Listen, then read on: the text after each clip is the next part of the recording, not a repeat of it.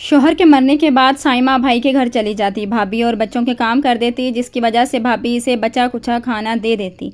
वो इससे बच्चों का पेट पाल लेती। साइमा का भाई दूसरे शहर रहता था और ईद का दिन था। भाभी ने कुर्बानी की तो साइमा बोली, भाभी मेरी बच्चियां घर में भूखी इंतज़ार कर रही हैं, मुझे थोड़ा सा गोश्त दे दो ताकि मैं जाकर इनको पका कर खिला दूँ।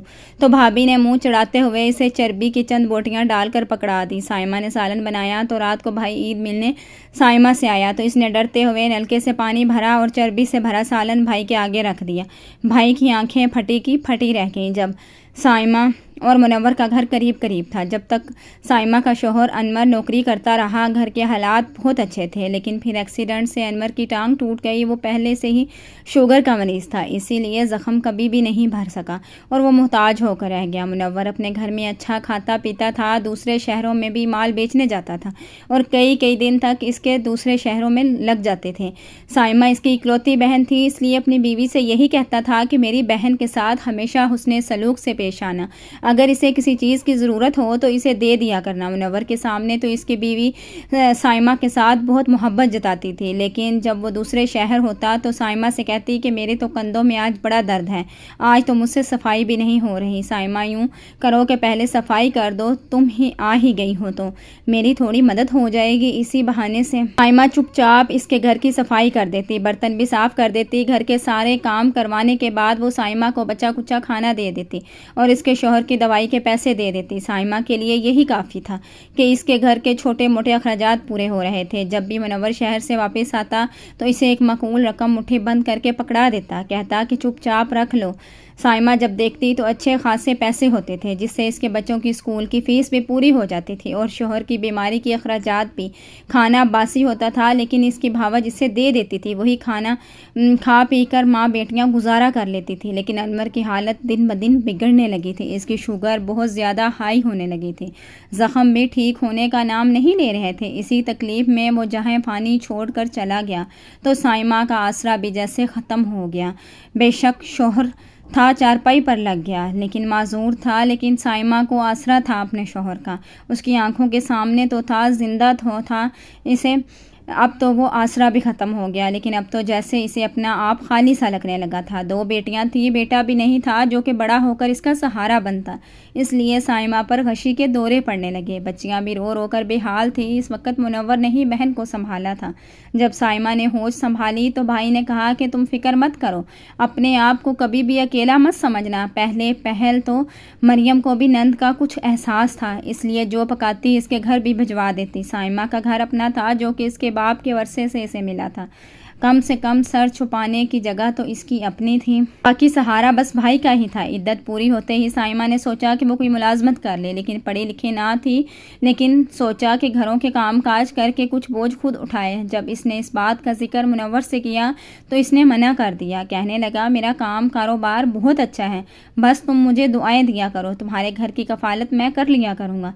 लेकिन जैसे ही मुनव्वर शहर से बाहर जाता तो मरियम इसे अपने घर बुला लेती, कहती तुम्हारे घर में भी तुम्हारा शौहर नहीं होता, मैं भी अकेली होती हूँ, ऐसा करो मेरे घर पर रह लो। साइमा भी दोनों बच्चियाँ लेकर भाई के घर में आ जाती। मरियम की एक बेटी और 2 बेटे थे। दोनों बेटे बड़े थे और साइमा की बेटियों को अक्सर ज़ोर ज़ोर से थप्पड़ मार दिया करते या बात बात पर धक्का दे दिया करते। वो दोनों छोटी थी, एक 5 साल की और दूसरी 3 साल की, और मरियम भाभी के बेटे दोनों ही बड़े थे, एक 10 साल का, दूसरा 12 साल का था। छोटी बेटी भी साइमा की बेटियों से बड़ी थी। आज भी साइमा किचन में खाना बनाने में मसरूफ़ थी, गर्मी अरूज पर थी और मरियम के तीनों बच्चे एसी चलाकर अपने कमरे में बैठे थे। साइमा की दोनों बेटियां पसीने से शराबूर सहन में भाग दौड़ रही थीं।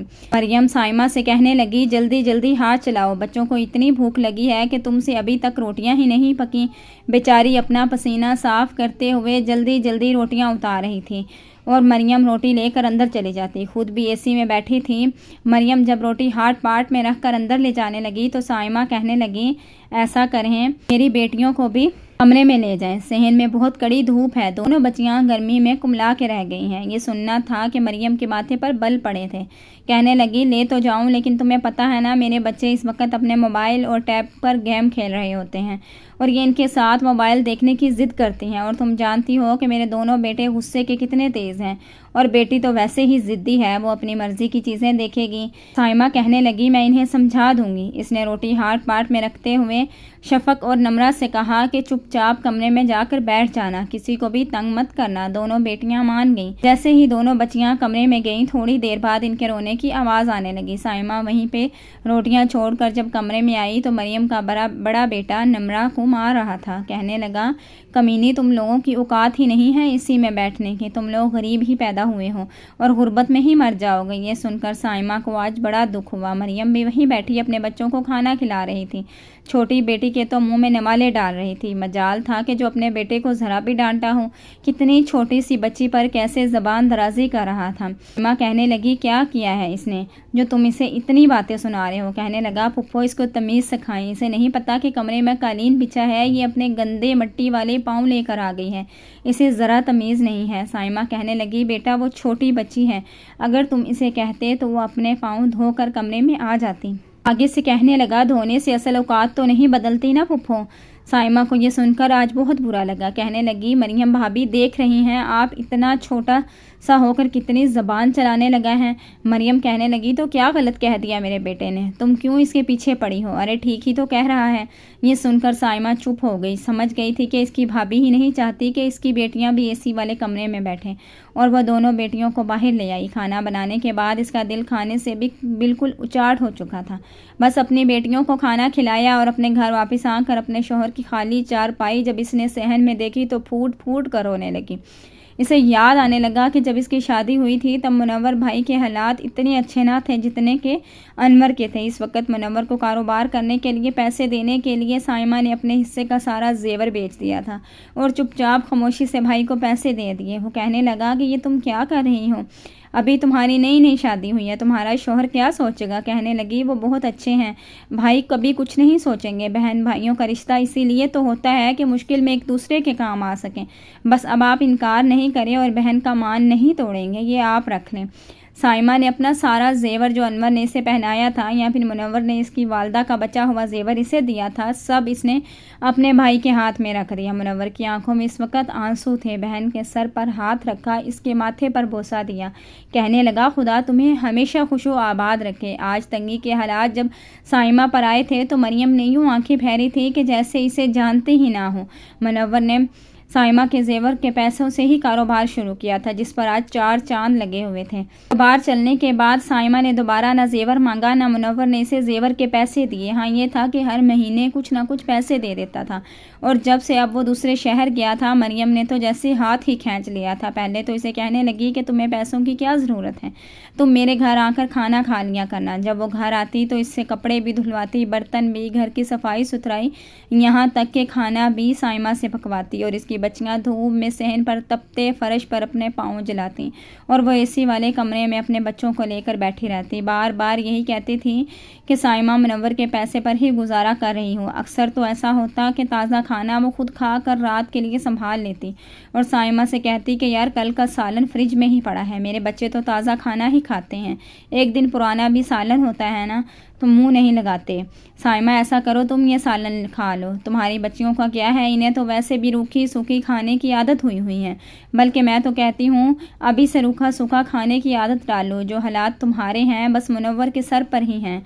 अगर मुनव्वर आज हाथ खींच ली तो तुम क्या करोगी। फिर कहने लगी कि वैसे तुम्हें साइमा खुद भी सोचना चाहिए, मुनव्वर के सर पर पहले ही घर के इतने खर्चे हैं, कारोबार के खर्चे हैं, बच्चों के, कुछ तो तुम्हें भी हाथ पाँव हिलाना चाहिए। फिर कहने लगी, ऐसा करो सिलाई सीख लो, तुम पूरा दिन वैसे भी फारग रहती हो, करने को कोई काम थोड़ी होता है। अच्छा है, सिलाई सीखोगी तो कपड़े सिलाई करोगी, कुछ पैसे तो कमाओगी। जब तक भाई पर बोझ बनी रहोगी, बेचारे की उम्र से पहले बाल सफ़ेद हो गए हैं, अपने घर को देखें या तुम्हें संभालें। باتوں باتوں میں مریم کا جو دل چاہتا وہ سائمہ کو سنا دیتی۔ وہ بیچاری چپ چاپ سنتی رہتی۔ پھر اس نے یہی کیا تھا کہ بڑی بیٹی کو اسکول بھیج کر چھوٹی کو اپنے ساتھ لے کر سلائی سینٹر چلی جاتی۔ وہاں سے کپڑے سینے سیکھنے لگی تو 3-4 ماہ میں وہ اچھی خاصی سلائی سیکھ چکی تھی۔ پھر اس نے اپنے ہاتھ میں پہنی انور کی منہ دکھائی کی انگوٹھی دیکھی تو دل میں ٹھیس سی اٹھی تھی۔ اس نے کبھی سوچا نہیں تھا کہ شوہر کی پہنائی ہوئی منہ دکھائی کی انگوٹھی اسے بیچنی پڑے گی، لیکن بھائی کے سامنے ہاتھ نہیں پھیلانا چاہتی تھی۔ اس نے وہ انگوٹھی بیچ کر ایک اور اچھی اور مہنگی مشین خرید لی۔ سائمہ کپڑے سلائی کرنے لگی، لیکن جب سے اس نے سلائی شروع کی تھی مریم اس سے ناراض رہنے لگی تھی۔ کہنے لگی تم تو بھابھی کو بھول گئی ہو، ہمارے گھر آتی ہی نہیں ہو۔ وہ کہنے لگی کہ بھابھی مجھے اب وقت ہی نہیں ملتا۔ کہنے لگی ہاں میں جانتی ہوں تمہارا وقت کہاں لگتا ہے، جب تک تمہارے پاس کوئی دوسرا آسرا نہیں تھا تب تک بھائی یاد رہتا تھا، بھابھی کا بھی خیال تھا، اب تمہارے تو نخرے ہی بہت اونچے ہو گئے ہیں۔ مریم سائمہ کے گھر آ کر اسے خوب باتیں سنانے لگی۔ کہنے لگی بھابھی میں سچ کہہ رہی ہوں، سلائی کے اتنے زیادہ کپڑے ہوتے ہیں کہ میرے لیے ٹائم نہیں ہوتا آپ کے گھر آنے کا، بھی میں وہی پورے نہیں کر پاتی۔ جانتی تھی کہ مریم کو اس کی یاد کیوں ستا رہی ہے، ظاہر ہے اسے گرمی میں اے سی میں بیٹھنے کی عادت پڑ گئی تھی۔ گھر کے سارے کام سائمہ نے سنبھال رکھے تھے، سلائی سیکھنے کے دوران بھی وہ اس کے سارے کام کرتی تھی۔ تب تک مریم راضی تھی۔ جیسے ہی سائمہ نے سلائی سیکھ لی، مشین خرید لی تو سلائی سینٹر والی خاتون ہی اسے سلائی کے لیے کپڑے دینے لگی تھی۔ سائمہ جانتی تھی کہ مریم اسے اس لیے یاد کرتی ہے تاکہ اس کے گھر کے کام ہو سکیں۔ مریم ابھی بھی اس کے لیے سالن لے کر آئی تھی۔ کہنے لگی تمہیں تو ہمارا خیال نہیں، لیکن مجھے ابھی بھی تمہاری فکر ہے۔ میں نے سوچا سلائی کر کے تمہیں کھانا بنانے کا وقت نہیں ملا ہوگا، اسی لیے تمہارے لیے کھانا لے جاؤں۔ اس نے سالن کا باؤل ایک طرف رکھا۔ کہنے لگی روٹی خود بنا لینا، میں چلتی ہوں۔ ویسے بھی تم آج کل بہت مصروف رہنے لگی ہو، کمانے لگی ہو نا، اب ہم جیسے لوگ تمہیں کہاں یاد آئیں گے۔ جب وہ کچھ نہیں کرتی تھی، اس کے گھر کے سارے کام کرتی تھی، تب بھی وہ بری تھی۔ تب یہی مریم اسے تانے دیتی تھی کہ سارا کچھ بھائی کے سر پر چھوڑ رکھا ہے، خود سے بھی کمانا سیکھو۔ اور آج جب وہ کمانے لگی تھی تب بھی اسے اپنے گھر کے کاموں کی فکر ستانے لگی تھی۔ اگر سائمہ کمائے گی تو اس کے گھر کو کون سنبھالے گا؟ اتنی گرمی میں کھانا بناتے ہوئے اس کی جان جاتی تھی۔ کہنے لگی میں جانتی ہوں منور نے ہی تمہیں پیسے دیے ہوں گے سلائی مشین کے لیے، ورنہ اتنی مہنگی سلائی مشین تم کہاں سے خرید سکتی تھی، تمہاری اتنی اوقات کہاں۔ لیکن دیکھو نا، احسان فراموشی کی بھی انتہا ہوتی ہے کہ جس بھائی نے اتنے پیسے دیے تم اس کے گھر کے 4 برتن بھی دھونے کے لیے نہیں آتی۔ میرا تو تمہیں ذرا بھی احساس نہیں ہے، بچے چھوٹے چھوٹے ہیں، انہیں سنبھالنے میں میرا وقت گزر جاتا ہے، یہ نہیں ہوتا کہ بھابھی کے آ کر تھوڑی سی مدد کروا دوں۔ سائمہ یہ سن کر چپ سی ہو گئی تھی۔ جانتی تھی کہ مریم کو اس کی یاد نہیں ستاتی، بلکہ اسے ایک مفت کی نوکرانی چاہیے۔ اچھی خاصی باتیں سنا کر مریم اپنے گھر چلی گئی۔ سائمہ نے جب سالن کا باؤل کا ڈھکن اٹھایا تو سالن سے بدبو آ رہی تھی، جیسے 4-5 دن پرانا سالن ہو۔ ویسے بھی گرمی کی وجہ سے فریج بھی اچھے سے کام نہیں کرتی، سالن جلدی خراب ہو جاتے ہیں۔ سائمہ نے وہ باسی سالن باہر پھینک دیا، کیونکہ اب وہ خود پیسے کمانے لگی تھی۔ اللہ تعالیٰ نے اس کے حالات بدلنے شروع کر دیے تھے، اسی لیے اس نے کھانا بنایا ہوا تھا، اپنے بچوں کو تازہ کھانا کھلایا۔ اب وہ منور سے بھی پیسے کم ہی لیتی تھی۔ کہتی تھی کہ اللہ کا شکر ہے میں محنت کرتی ہوں تو پیسے بھی کما لیتی ہوں، لیکن منور کبھی پھل دے جاتا، کبھی اس کے ہاتھ میں زبردستی پیسے رکھ جاتا، کہتا کہ اپنی آنکھوں کے نیچے گہرے حلقے دیکھے ہیں تم نے، اپنی صحت کا خیال رکھو، پیسوں کی فکر مت کیا کرو، میں جو تمہیں دے رہا ہوں وہ بھی تمہارا ہی ہے، تمہارا زیور بیچ کر میں نے اتنا پیسہ کمایا ہے، اس پر تمہارا حق ہے، میں تم پر کوئی احسان نہیں کر رہا۔ لیکن سائمہ اسے یہ نہیں کہہ سکتی تھی کہ یہی بات اپنی بیوی کو سمجھاؤ، جو ہر وقت مجھ پر احسان جتاتی رہتی ہے اور سمجھتی ہے کہ وہی مجھ پر خدا ہے، وہ نہیں دے گی تو میرا کھانا پینا رک جائے گا۔ سائمہ یہ باتیں بس سوچ ہی سکتی تھی، لیکن کبھی اپنے منہ سے اپنے بھائی سے کر نہیں سکتی تھی، کہہ نہیں سکتی تھی۔ یہی کہتی کہ بھائی آپ کی اپنی فیملی ہے، آپ پر بہت ذمہ داریاں ہیں، پھر میرا بوجھ کیوں اپنے سر پر ڈالتے ہیں؟ منور کہتا کہ بہن بھائی ایک دوسرے پر بوجھ نہیں ہوتے، اور نہ ہی تم مجھ پر بوجھ ہو، تمہاری دعاؤں کا نتیجہ ہے آج میں لاکھوں کروڑوں کما رہا ہوں اور میرے بیوی بچے عیش کر رہے ہیں۔ ایک بار اسے کہنے لگا میں سوچ رہا ہوں کہ تمہارے گھر بھی ایک اے سی لگوا دیتا ہوں۔ साइमा कहने लगी, नहीं नहीं भाई, मुझे इसकी ज़रूरत नहीं। मेरी बच्चियां अब पंखे की आदी हो चुकी हैं और अम्मा भी ठीक ही कहती थी, जितनी चादर हो इतना पैर फैलाना चाहिए। मैंने अपनी बेटियों को ये बात अच्छे तरीके से सिखा दी है, अब वो अपनी औकात से बढ़कर ख्वाहिश नहीं करती।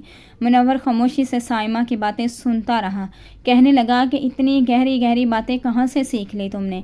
मेरे नज़दीक तो तुम आज भी छोटी सी साइमा हो। साइमा अपने भाई से 7 साल छोटी थी और वो इसे वैसे ही प्यार करता था। जब तक साइमा की शादी नहीं हुई थी, इसने मरियम को कभी भी साइमा पर फौकियत नहीं दी थी। शायद यही वजह थी कि इसके अंदर साइमा के लिए जलन और हसद पैदा हो गई थी। फिर साइमा की शादी जब अनवर से हुई तो अनवर का घराना खाता पीता था और अनवर ने इसे बहुत खुश रखा था। ये बात भी मरियम से कभी बर्दाश्त नहीं हुई थी। आए दिन वो किसी न किसी बहाने साइमा को ताने देती रहती थी कि तुम तो बड़े अमीर घर में चली गई, तुम्हें क्या पता कि आटे चावल का भाव क्या है, ये तो हमें पता है कि हम अपना घर कैसे चलाते हैं। जब मरियम और मुनव्वर की ज़िंदगी में तंगी आई तो साइमा जेवर बेच कर दे दिया और पैसे खामोशी से भाई को दिए, लेकिन अब भी मरियम की नज़र में वही बुरी थी। एक बार जब मुनव्वर दूसरे शहर गया तो वापसी पर ईद उल अज़हा के लिए अपने बच्चों के लिए कपड़े लेकर आया, साथ में साइमा और इसकी बेटियों के लिए भी कपड़े ले आया। ये देख कर मरियम के माथे पर बल पड़ गया। इसने अपने घर में साइमा को बुलाया और इसे कपड़े दिए। कहने लगी, अपनी मर्ज़ी से सी लेना, और छोटी बेटियों को वैसे ही फ़्रॉक लेकर दिए जैसे अपनी बेटी के लिए लाया था। लेकिन इसकी बेटी का ये देख कर मुँह बन गया। कहने लगी कि मैं ऐसा फ़्रॉक नहीं पहनूंगी जैसे नम्रा और शफ़ पहनेगी। मुझे कॉपी कैट नहीं बनना, मुझे ऐसी फ़्रॉक पहननी है जिसे किसी ने ना पहनी हो। बाबा, ये भी आप नम्रा और शफ़ को दे दें। मुनव्वर कहने लगा, ये क्या बात हुई? मेरी ख्वाहिश थी कि तुम तीनों ईद पर एक जैसे कपड़े पहनो। तुम कोई ख़ास थोड़ी हो, जैसे शफ़ नम्रा है वैसे तुम भी मेरी बेटी हो। लेकिन इसे बाप की ये बात हरगिज़ भी अच्छी ना लगी थी। कहने लगी, मुझे नहीं चाहिए। मरियम कहने लगी, आपको पता है आपकी इकलौती बेटी है, फिर इसकी ख्वाहिश को मद्देनज़र रखना चाहिए था। यतीम बच्चियों का क्या है, आप जो भी ला कर देते वो पहन लेती। ये सुनना था कि मुनव्वर ने मरियम को बड़े गुस्से से देखा था। कहने लगा, बात करने से पहले सोचा करो, जो मुंह में आता है तुम बोल देती हो। ये बात क्या कोई करने वाली थी? साइमा ये सुनकर आह भर के रह गई थी। कहने लगी, बात तो सच ही है भाई, मेरी बेटियां यतीम ही हैं। बहरहाल भाई के लाए हुए कपड़ों को वो वापस नहीं कर सकती थी, वरना मुनव्वर उससे बहुत ज़्यादा नाराज़ हो जाता। करीब आने लगी तो मुनव्वर को शहर जाना पड़ गया, लेकिन कुर्बानी के लिए वो गायें घर पर दे कर गया था। दोनों बच्चियों को बड़ा शौक़ था कि वो गायें देखें, लेकिन मरियम ने अपने घर नहीं आने दिया था और ना ही इसके बच्चों ने गाय को हाथ लगाने दिया था।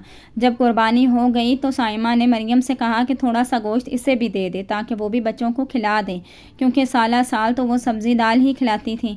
गाय की जब कुर्बानी की तो मुनव्वर यहाँ पर नहीं था। वो होता तो साइमा को ठीक ठाक गोश्त ज़रूर देता ताकि इसके बच्चे पेट भर कर खा सकें, लेकिन मरियम ने ज़्यादा गोश्त अपने मेके वालों को दिया, अपनी बहनों को भाइयों को भर भर कर शापर पकड़ाए। जब साइमा ने मांगा तो इसे चर्बी पकड़ा दी। कहने लगी, बस यही बचा है, इसमें से जो गोश्त निकलता है वो तो बना लेना। साइमा ने वो गोश्त उठाकर फ्रिज में रख दिया। बच्चियां माँ की शक्ल देख रही थी। कहने लगी, अम्मा आज तो ईद का दिन है कि आज भी हमें दाल ही खिलाओगी? ये सुनकर साइमा की आंखों में आंसू झिलमिलाने लगे। इसने बच्चों को बहला दिया और दाल खिलाकर सुला दिया। बच्चियां भी अपनी माँ को जानती थी कि खुददार है, किसी के आगे हाथ नहीं फैलाएगी। अगले रोज़ मुनव्वर जब आया तो मरियम ने इसके लिए बहुत आला किस्म के खाने बनाए थे। मुनव्वर ने साइमा को भी घर पर बुला लिया, अपने सामने खाना खिलाया और कहने लगा कि कल मैं तुम्हारे घर दावत पर आऊँगा, अपनी बीवी बच्चों को लेकर आऊँगा। ये सुनकर वो चुप सी हो गई थी, क्योंकि सवाए चर्बी के इसके पास तो कुछ भी ना था, वो भी जो कि मरियम ने इसे दी थी, लेकिन भाई को मना भी ना कर सकती थी। मुनव्वर मरियम और बच्चों के साथ आया तो साइमा ने वही चर्बी का शोरबा बनाकर इसके सामने रख दिया। जब इसने सालन देखा तो मरियम को घूरने लगा। कहने लगा, तुम तो कह रही थी कि तुमने पूरा शापर भर के साइमा को गोश्त दिया है, क्या ये दिया था तुमने मेरी बहन को और अपने घर वालों को भी तुमने क्या यही चर्बी दी थी? साइमा की आंखों में आंसू आने लगे। कहने लगी, मैंने आज तक कभी शिकायत नहीं की, शिकवा नहीं किया। मैं नहीं चाहती थी कि मेरी वजह से आपके घर लड़ाई या फसाद हो। अब भी मैं चुप ही रहती। मुनव्वर कहने लगा, मुझे पहले ही शक था। फिर वो मरियम से कहने लगा कि आज तुम जितने भी ऐश कर रही हो वो साइमा की वजह से कर रही हो, क्योंकि इसने मुश्किल वक़्त में अपना जेवर बेच कर हमें दिया था, वरना तुम्हारे बच्चे इस वक्त फाके काट रहे होते। ये सुनकर मरियम की आंखें खुली थीं। वो रोने लगी और साइमा से माफ़ी मांगने लगी। कहने लगी कि مجھے نہیں پتا تھا کہ مشکل وقت میں تم نے ہمارا ساتھ دیا۔ وہ کہنے لگی، صرف بہن ہونے کا فرض ادا کیا تھا اور کچھ بھی نہیں۔ اس کے بعد سائمہ اور مریم مل کر رہنے لگی۔ مریم کو اپنی غلطی کا احساس تھا۔ امید کرتے ہیں آپ کو یہ خوبصورت سا واقعہ ضرور پسند آیا ہوگا۔ اگر واقعہ پسند آیا تو ویڈیو کو لائک، شیئر اینڈ کمنٹ ضرور کریں۔ چینل کو سبسکرائب نہیں کیا تو پلیز سپورٹ کے لیے چینل کو سبسکرائب کر دیں۔